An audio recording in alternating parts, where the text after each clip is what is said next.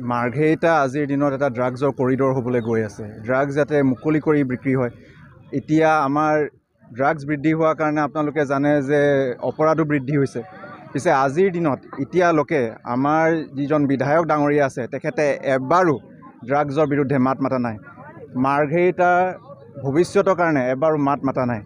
তাৰ বাবে আমি সকলোৱে যিখিনি আমাৰ সচেতন ৰাইজ আছে, আমাৰ কংগ্ৰেছৰ সকলো পৰিয়াল আছে, সকলোৱে আমি ঐক্যবদ্ধ হৈ পেলাই আমি ওলাই আহিছোঁ আৰু সকলোকে আমি জনাব বিচাৰিছোঁ যে ড্ৰাগছৰ কোনো পধ্যে আমি বৃদ্ধি পাব নোৱাৰোঁ। নহ'লে এনেকুৱা যদি হৈ যায় তেতিয়াহ'লে সমাজ আৰু কেতিয়াও ঘূৰি নাহে।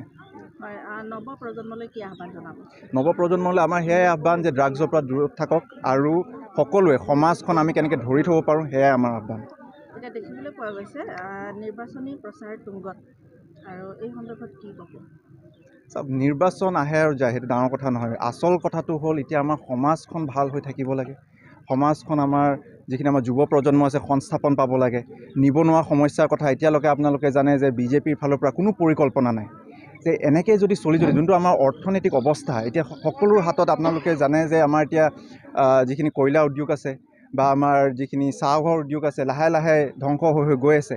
এতিয়া আমি এতিয়া অৰ্থনৈতিক অৱস্থাটো ভাল কৰিবলৈ তাৰ পৰিকল্পনা কি সেইখিনি আমি যিখিনি দেখিছোঁ যে বিজেপিৰ কোনো পৰিকল্পনা নাই বা কিবা যদি কিবা প্লেনিঙো আছে আমি তেনেকুৱা একো দেখা নাই। সেইকাৰণে আমি কংগ্ৰেছৰ ফালৰ পৰা এবাৰ এতিয়া আমি সকলো ওলাই আহিছোঁ। সচেতন ৰাইজে আমাক সকলোৱে আঁকোৱালি লৈছে আৰু আমি আশাবাদী।